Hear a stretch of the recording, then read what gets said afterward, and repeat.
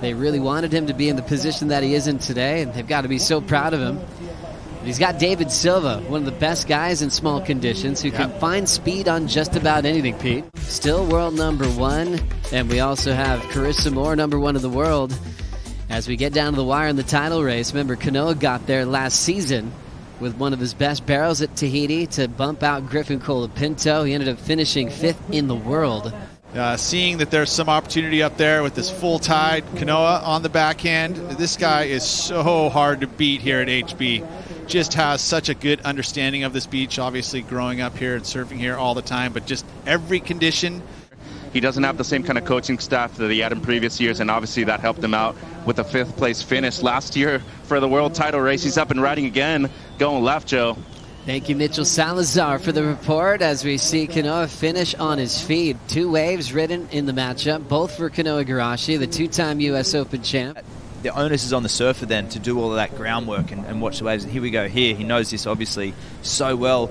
Way down the beach and another down the line maneuver, and that one will be a nice settler. Second wave going to be scoring total and put more pressure on David, but nothing super dynamic, just really good solid technique. And he made an otherwise pretty ugly wave look clean. More waves on the way here. I feel like he had a lot of unpredictability, and he just pulled out so many career best performances in the last 2 years, and here he goes now. Oh, wow. Nice. Backside air reverse for the local boy. Kanoa Igarashi will ride away. Here, this is exactly what that is. It's northwest wind swell, and what it does is it cups out these lefts and identifying.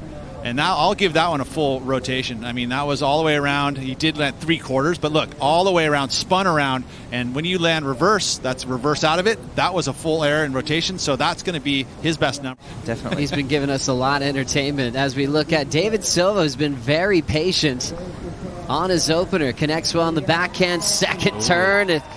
The ability to climb and snap. Brilliant. You know his strategy was, right? I mean, he figured Kanoa was going to do, catch a bunch of waves, move around, and David said, you know what? I don't care that he's going to move up the beach. I'll kind of get near him, but I want to get the 2 best waves in this. That's one of the bigger set waves we've seen in a while. And beautiful first tag there. Not an easy section. It was a messy section, and he glided right up and over, and he had some impact right there. An ugly wave, too, and he made it look clean, and wow. I mean, that was a horrible wave to surf. If you were checking that, going for a free surf, you'd think. Being very patient, turns in the best single wave score. Now he's on wave number 2, under priority. Float to start, heading for the pier. Throw tail, and he throws it away. That was unfortunate.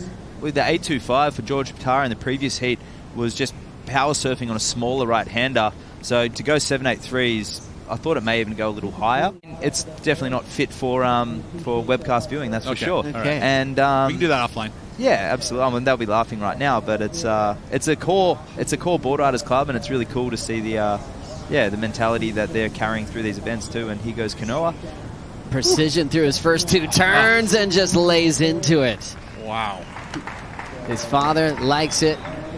Looking focused. He's seeing his son do that so many times. That was just that polished act of a 2-time U.S. Open champ. But that was just beautiful arcs, really. I mean, talk about surfing big in small surf. That was beautiful what he was able to do on these 2 waves. And then here, just exclamation point, just hammered it.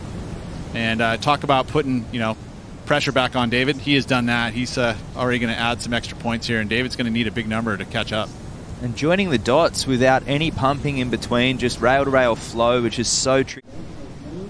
Deivid Silva has been really selective. 783 opened up with. Now he's finally making a move for a 694. Has the speed. Just a little connection there. Quickly trying to run after the pocket, but that was not the wave. Had the size, but unfortunately did not have the wall. He feels like he needs to post even a bigger number. I know how he is. Generally he'll play the defensive role, but not too heavily. He's going to keep a radius that's very short, right? It's what he's got to do, and he'll take away opportunities if needed. He's going to look at this and go, yeah, you can have that, right? I mean, just so smart.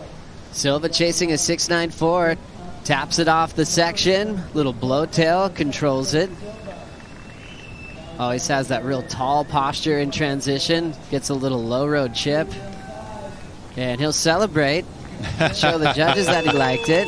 There's a support on the beach. Show Deivid Silva needing a 694. Speed, right? Speed, Yeah, exactly. It's the flow element, right? And this here, it's critical. Wow. Well, I mean, it was very critical. It was a nose pick.